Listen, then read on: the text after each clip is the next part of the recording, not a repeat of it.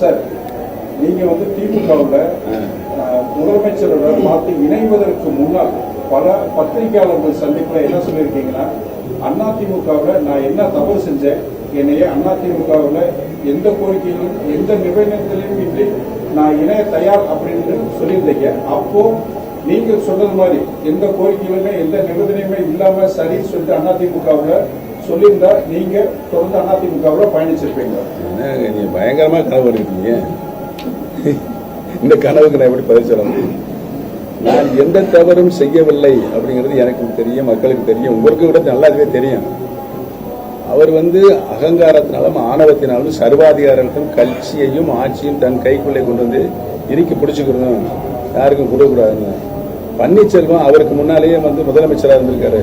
அவரும் பேரலாக கட்சியில் ஒரு நிர்வாக பொறுப்பு இருந்தாருன்னா அவர் அதை சகித்துக் கொள்ளக்கூடிய மனப்பக்கம் அவருக்கு இல்லை.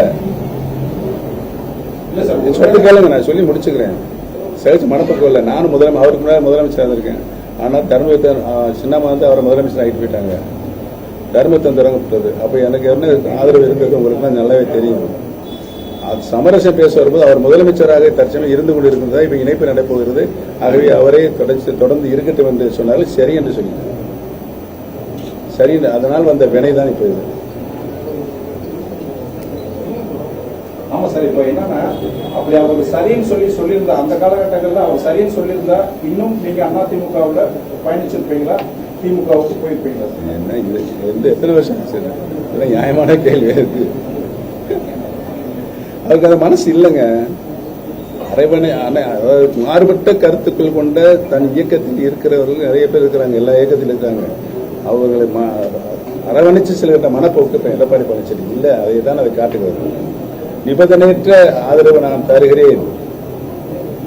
உங்களுக்கு தெரியும், 4 மாசத்துக்கு மேல ஹோம் மினிஸ்டர் போய் டெல்லியில சந்திக்க சொன்னார். போய் சந்திச்சு வந்தேன். அவர் எனக்கு எந்த வித கமிட்மெண்ட்டும் சொல்லலை. என்னங்க ஓபிஎஸ் உங்களுடைய கோரிக்கை என்னன்னு கேட்டார்.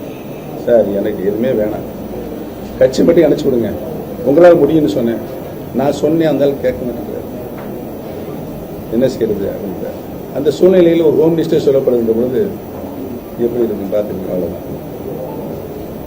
இதேதான் போன சட்டமன்ற தேர்தல் நடந்துச்சு, உங்களுக்கு நல்லாவே ஞாபகம் இருக்கும். நான் அது பல பேட்டிகளை சொல்லியிருக்கிறேன். ஹோம் மினிஸ்டர் பேசினாங்க. பழனிசாமி, நான், ஹோம் மினிஸ்டர் சந்தோஷ்ஜி 4 பேரும் பேசணும். ஹோம் மினிஸ்டர் என்ன சொன்ன, கடந்த நாடாளுமன்ற தேர்தலில் மிகப்பெரிய ஒரு தோல்வியை நீங்கள் கண்டிருக்கிறீர்கள். சாரி, நாடாளுமன்ற தேர்தலுக்கு முன்னால அவருக்கு ஒரு 20 சட்டமன்றத்தில் ஒரு 20% தொகுதியை கொடுங்க, யாருக்கு டிடி 20 தொகுதி கொடுங்கன்னு சொன்னார். அதெல்லாம் முடியாதுன்றார். யாரு? பழனிசாமி. 15 தொகுதியை கொடுக்கலாமான்னு கேட்டார். முடியாண்டார். 12 கொடுக்கலாம் முடியாண்டார். 10 கொடுக்கலாமா முடியாண்டார். நீ எத்தனை சட்டமன்ற தொகுதியும் ஜெயிப்பேன்னு கேட்கிறார். திரும்ப கேள்வி. 150 சட்டமன்ற தொகுதியில் நான் வெற்றி பெறுவேன். அப்படியா? சரி, ரைட்டு. அப்ப நான் சொன்ன டிடி தினகரன் இந்த சட்டமன்ற தேர்தலில் போட்டியிட மாட்டார். நீ 150 சீட்டு ஜெயிச்சிருவீங்கல்ல. அவர் சொல்லுகிற நபருக்கு நீங்க வெற்றியடைந்து முதலமைச்சர் ஆனதுக்கு பின்னால் 10 வாரிய தலைவர் கொடுக்கலாம்னு கேட்கிறார். அதுக்கு முடியானார். அது குறித்து சொல்ல முடியாதுன்னா அப்படியே எந்த பதிலும் சொல்லாம கம்யூனிஸ்ட் வந்துட்டார். இது நடந்தது உண்மை. நாங்கள் 4 பேர் தான் ஒரு அறையில் உட்கார்ந்து பேசிக் கொண்டிருக்கிறோம். காலம் கடந்ததனால் நடந்த உண்மை நான் சொல்ல வேண்டிய கட்டாயத்தினால் சொல்லிக் கொண்டிருக்கிறேன். 3 முறை அதிமுகவில் 3 முறை முதல்வராக இருந்தவர், 15 ஆண்டுகள் சட்டமன்ற உறுப்பினர், அமைச்சர், பன்முகம் 15 ஆண்டுகள் அமைச்சர், இல்ல சட்டமன்ற உறுப்பினர், இந்த கோயில் தொகுதி. அப்படி இருக்கிற 2 முறை பெரியலாம் தொகுதி. அது டீலிமிட்டேஷன்ல ரிசர்வ் ஆனதுனால இங்க வந்தேன். அப்படி இருக்கிறவர் திமுக இணைந்து விட்டார் தாய் கழகத்தில் அப்படின்னு சொல்ற எந்த அளவுக்கு கொடுமையை நான் அனுபவிச்சிருக்கேன் 4.5 வருஷம். எந்த அளவுக்கு நான் 4.5 வருஷம் பழனிசாமி முதலமைச்சராக இருக்கும்போது எந்த அளவுக்கு கொடுமைகளை நான் சந்தித்திருக்கிறேன் என்பதை நீங்களே யூகித்துக் கொள்ள வேண்டும். சொல்ல முடியாத கொடுமைகள், வேதனைகள். கட்சி என்றால் படுபாதாளத்தில் கொண்டு போய் தள்ளிக்கொண்டு இருக்கிறாரே என்ற கவலை.